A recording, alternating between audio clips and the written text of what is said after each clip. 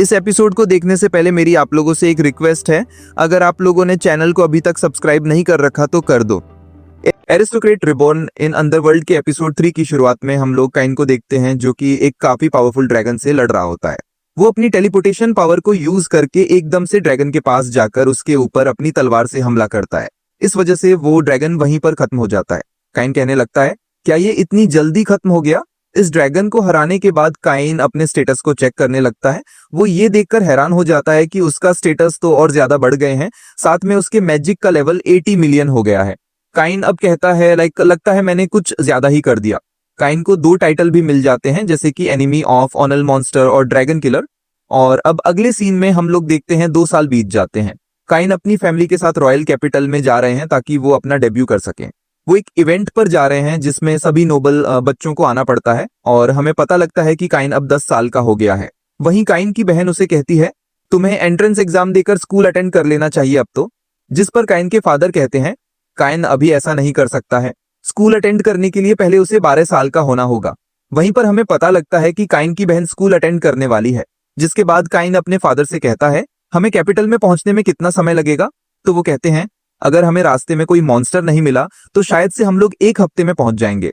ये सुनकर काइन मन में कहता है, इसका मतलब तो मुझे भी अलर्ट हो जाना चाहिए अगर मॉन्स्टर हमला करे तो। ओके, काइन अब सर्च स्किल का यूज करता है तो उसे पता लगता है कि सामने तो काफी सारे मॉन्स्टर्स हैं। वो अब अपने फादर को बताता है कि यहाँ से 3 किलोमीटर आगे एक बैटल चल रही है।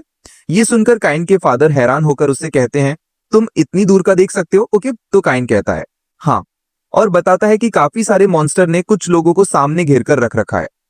ये सुनकर काइन के फादर अपने ड्राइवर से कहते हैं, हमें जल्दी वहां पर लेकर चलो। वहीं पर 2 सोल्जर पहले आगे चले जाते हैं सामने वालों की हेल्प करने के लिए। वहीं काइन कहता है, काइन ये लोग टाइम पर नहीं पहुंच पाएंगे, मुझे भी जाना होगा। ऐसा बोलकर काइन बाहर कूद जाता है और अब अपने बूस्ट का यूज करता है, जिससे कि वो बहुत तेजी से घोड़ा गाड़ी से भी आगे निकल जाता है। वहीं पर अब वो 2 सोल्जर से भी आगे निकल जाता है जो कि घोड़े पर पहले जा रहे होते हैं। ये सब देखकर काइन के पेरेंट्स काफी ज्यादा हैरान होते हैं। जिसके बाद हमें 3 किलोमीटर आगे का सीन दिखाया जाता है, जहां पर काफी सारे मॉन्स्टर कुछ नाइट्स को मार रहे हैं। वहीं पर कुछ नाइट अभी भी हार नहीं मान रहे होते हैं। वो कहते हैं कि हमें कैसे भी करके इस कैरेज को प्रोटेक्ट करना होगा। वो मॉन्स्टर अब उनके ऊपर हमला करने वाले होते हैं, लेकिन तब वहां पर काइन आ जाता है जो कि एयर कटर यूज करके काफी सारे मॉन्स्टर को इजीली हरा देता है।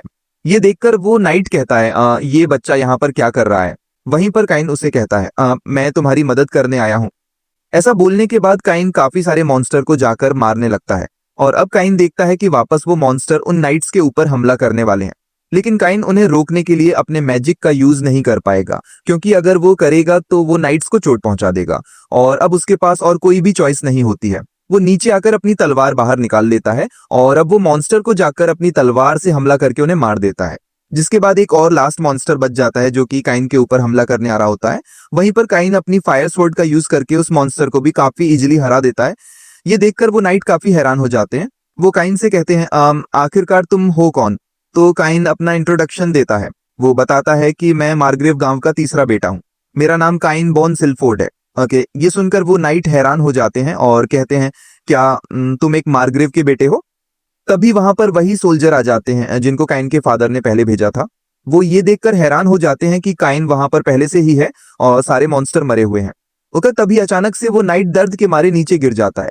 वहीं काइन उसके पास जाकर कहता है, बे क्या तुम ठीक हो? मैं अपनी हीलिंग मैजिक का यूज करता हूँ।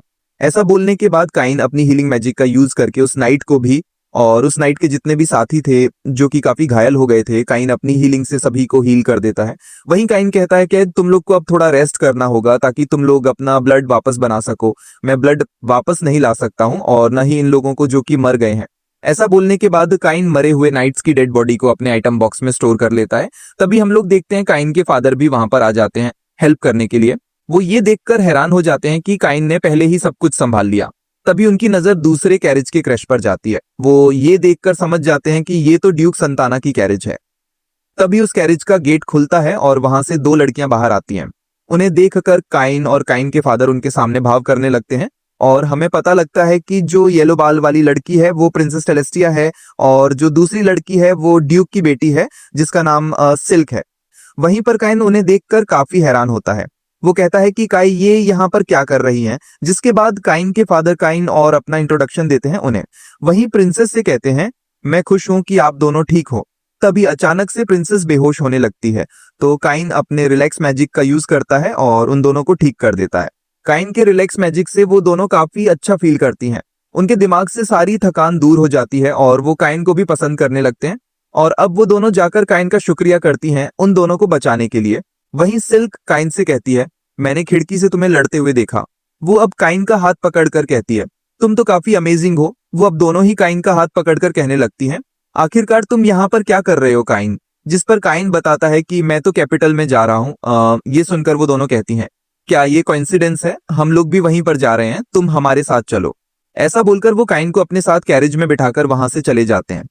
वहीं ये सब देखकर काइन के फादर को तो कुछ समझ ही नहीं आता है कि आखिरकार ये हुआ क्या। जिसके बाद हमें कैरेज का सीन दिखाया जाता है जहां पर वो दोनों काइन के काफी ज्यादा करीब बैठी होती हैं। काइन काफी ज्यादा ऑकवर्ड फील कर रहा होता है। वहीं प्रिंसेस काइन से कहती है, तुम मुझे टेलेस बुलाओ, ना कि प्रिंसेस। ये सुनकर काइन कहता है, लेकिन मैं प्रिंसेस को नाम से कैसे बुला सकता हूँ? वहीं पर सिल्क भी काइन से कहती है, तुम भी मुझे सिल्क करके बुलाओ। काइन मना करने लगता है, लेकिन वो जबरदस्ती करके कहती है, नहीं, हमारे नाम से बुलाओ हमें। तो काइन के पास अब कोई भी चॉइस नहीं होती है, वो उन्हें उनके नाम से बुलाने लगता है। तभी एक नाइट काइन को आकर बताता है कि हम लोग रेनोमा टाउन में पहुंचने वाले हैं। ये सुनकर वो दोनों लड़कियां काइन से कहती हैं कि वहां पर पहुंचने के बाद हम लोग एक साथ रेस्ट करेंगे। और अब अगले सीन में हम लोग देखते हैं वो लोग टाउन में पहुंच जाते हैं। काइन वहां से जाने लगता है ये कहकर कि हम लोग कल मिलेंगे। तभी वो दोनों काइन को रोकती है और कहती है, नहीं, हम चाहते हैं कि तुम आज हमारे साथ रहो। तभी काइन के फादर वहां पर आकर उन दोनों लड़कियों से कहने लगते हैं, भले काइन 10 साल का है, वो तुम्हारे साथ रूम में नहीं आ सकता है। ये सुनकर प्रिंसेस कहती है, क्या होगा अगर हमारे ऊपर कोई हमला कर देगा तो? ये सुनकर काइन के फादर कहते हैं, अगर आप लोगों को उसकी चिंता है तो मैं एक मेड को भेज दूंगा। जिस पर वो कहती है, नहीं, हम चाहते हैं कि काइन हमें प्रोटेक्ट करे, वो यहाँ पर सबसे ज्यादा स्ट्रॉन्गेस्ट है ना। जिस पर काइन के फादर कहते हैं, हाँ, स्ट्रॉन्गेस्ट तो है। वहीं अब वो दोनों काइन से कहती हैं, क्या तुम हमारे साथ नहीं रुकना चाहोगे? काइन भी उनकी बात को मान जाता है और कहता है, लेकिन रूम हमारा बड़ा होना चाहिए जिसमें बेड अलग अलग जगह पर रखा हो। वहीं पर अब अगले सीन में हम लोग देखते हैं उनके रूम को। उनके बेड काफी ज्यादा पास पास लगे होते हैं, जिसके बाद वो लोग अपने बेड पर जाकर लेट जाते हैं। काइन सबसे बीच में बैठा होता है। वहीं सिल्क कहती है, ये बेड इतने ज्यादा दूर क्यों है? और वो अपने बेड को धक्का लगाकर काइन के बेड के पास ले आती है। सिल्क को देखकर प्रिंसेस भी ऐसे ही करती है और अब वो दोनों ही काइन के काफी ज्यादा पास आकर लेट जाती हैं। वहीं पर काइन थोड़ा शर्मा जाता है और कहने लगता है कि आखिरकार ये क्या कर रहे हो तुम लोग, ओके? जिस पर प्रिंसेस कहती है, मुझे रात में डर लगता है, इसलिए मैं तुम्हारे पास आकर लेट रही हूँ। वो अब दोनों काफी प्यार से काइन से कहती हैं, क्या आप हमारे साथ ऐसे नहीं सो सकते हो? काइन के पास भी और कोई चॉइस नहीं होती है। वो कहता है, ठीक है, सो जाओ। और अगली सुबह हम लोग देखते हैं वो लोग वापस से कैपिटल की तरफ जाने के लिए निकल जाते हैं। वहीं हमें पता चलता है कि रात में काइन बिल्कुल भी नहीं सो पाया, क्योंकि वो दोनों उसके काफी ज्यादा करीब लेटी हुई थी। जिसके बाद हम लोग देखते हैं काफी दिन बीत जाते हैं और अब वो लोग फाइनली कैपिटल में पहुंच जाते हैं। रॉयल पैलेस में आने के बाद एक बंदा प्रिंसेस से पूछता है, ये लड़का कौन है? जिस पर वो बताती है कि ये काइन है और ये यहाँ पर काफी ज्यादा स्ट्रैंग है। ये सुनकर वो बंदा काइन से कहता है, तो तुम हो काइन? वो बताता है कि वो रॉयल शिवेली कॉर्नर का वाइस कैप्टन है और उसका नाम डाइन वॉन गेजार्ड है। वो कहता है, नाइट ने मुझे बता दिया है, प्रिंसेस और सिल्क को बचाने के लिए शुक्रिया। साथ में ही मेरे मरे हुए नाइट्स की बॉडी को यहाँ पर लाने के लिए तुम्हारा बहुत ज्यादा शुक्रिया।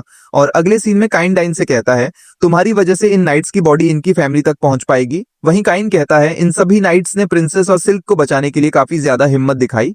जिस पर डाइन कहता है, मैं तुम्हारी बात समझ रहा हूँ, मैं इनकी डेथ को ऐसे ही खाली नहीं जाने दूंगा।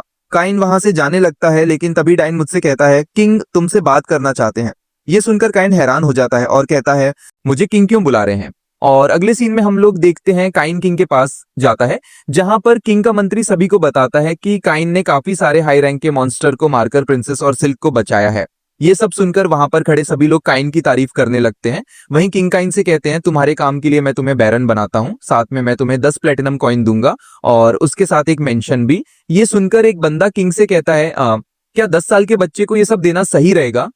तो किंग उस बंदे को चुप कराकर कहता है, क्या तुम उन मॉन्स्टरों को मार सकते थे? नहीं मार सकते थे ना, इसलिए ये मेरा डिसीजन है, अब पीछे हट जाओ। ये सुनकर अब उस बंदे को पीछे जाना पड़ता है। वहीं अब किंग काइन से कहते हैं, तुम इन सभी चीजों को लोगे ना? वहीं काइन कहता है, हाँ, मेरे पास अब कोई भी चॉइस नहीं है। और अब वो कहता है, हाँ, मैं सभी चीजों को एक्सेप्ट करता हूं। और अब किंग वहां से चले जाते हैं। ये कहकर कि काइन मैं तुमसे पर्सनली बात करना चाहता हूँ। और अगले सीन में हम लोग देखते हैं काइन के फादर और काइन किंग के आने का वेट कर रहे होते हैं। वहीं काइन के फादर उसे कहते हैं तुम मेरे पहले बेटे हो जो कि इतनी जल्दी प्रमोट हो गया है। तभी हम लोग देखते हैं वहां पर किंग आ जाते हैं। वो काइन के सामने झुककर उसका शुक्रिया करते हैं। वहीं पर किंग के पीछे एक और बंदा खड़ा होता है, वो भी काइन का शुक्रिया करने लगता है और बताता है कि वो सिल्क का फादर है, उसका नाम एरिक है। वहीं पर काइन कहने लगता है मैंने ज्यादा कुछ नहीं किया। जिस पर किंग काइन से कहते हैं तुम तलवारबाजी में और मैजिक में काफी ज्यादा अच्छे हो, ऐसे टैलेंटेड बच्चे को मैं अपने किंगडम में रखना चाहता हूं, इसलिए मैंने तुम्हें बैरन बनाया है। साथ में मैं तुमसे एक इंपॉर्टेंट बात करना चाहता हूं, क्या तुम मेरी बेटी से शादी करोगे? वहीं एरिक भी काइन से कहता है मेरी बेटी सिल्क से भी शादी कर लो। ये सुनकर काइन शॉक हो जाता है और कहता है तुम ये क्या कह रहे हो? वहीं किंग उससे कहते हैं तुम्हें अभी शादी नहीं करनी है जब तक तुम एडल्ट नहीं हो जाते, अभी के लिए तुम लोग इनसे एंगेजमेंट करोगे। ये सुनकर काइन वापस से शॉक हो जाता है और कहता है क्यों? जिस पर वो कहते हैं क्या तुम भूल गए हो, तुम कैरेज में इनके साथ हाथ मिलाकर बैठे हुए थे और तुम रात में इनके साथ भी सो रखे थे। एरिक अब कहता है इस बात के लिए कोई भी इनसे शादी नहीं करेगा, इसलिए तुम्हें इनसे शादी करनी होगी। जिसके बाद हमें थोड़े समय पहले की बात बताई जाती है जहां पर किंग अपने मंत्री से और एरिक से काइन के बारे में ही बात कर रहे होते हैं। और अब किंग उन दोनों से कहते हैं क्या हम लोग काइन को तुम्हारा फियांसे बना दें? जिस पर वो दोनों खुशी खुशी कहती हैं हाँ हम लोग उससे शादी करना चाहते हैं। ये सुनकर किंग कहते हैं क्या वो काइन इतना ज्यादा अच्छा बच्चा है कि तुम लोग उनसे शादी करना चाहते हो? ठीक है, मैंने डिसाइड कर लिया है, मैं इस काइन को अपने किंगडम में ही रखूंगा। और अब सीन वापस से प्रेजेंट में आता है। वो लोग काइन से कहने लगते हैं तुम्हें अब रिस्पांसिबिलिटी लेनी होगी। वहीं काइन अपने फादर से पूछता है मुझे क्या करना चाहिए, लेकिन उसके फादर मुंह मोड़ लेते हैं और कहते हैं मुझे नहीं पता। और अब काइन के पास और कोई भी चॉइस नहीं होती है, वो कहता है ठीक है मैं करूंगा एंगेजमेंट इनके साथ। ये सुनकर सिल्क और प्रिंसेस काफी ज्यादा खुश हो जाती हैं। और अगले सीन में हम लोग देखते हैं काइन की बहन काइन से कहती है अचानक से तुम्हारी इन खूबसूरत लड़कियों के साथ शादी कैसे हो रही है? वहीं पर अब काइन के पेरेंट्स भी काइन से काफी ज्यादा क्वेश्चन पूछने लगते हैं जिनका काइन बिल्कुल भी जवाब नहीं दे पा रहा होता है। और इसी के साथ हो जाता है ये एपिसोड खत्म। पसंद आए तो लाइक कर देना, चैनल को भी सब्सक्राइब कर देना। मिलते हैं इसके नेक्स्ट एपिसोड में, तब तक के लिए बाय बाय।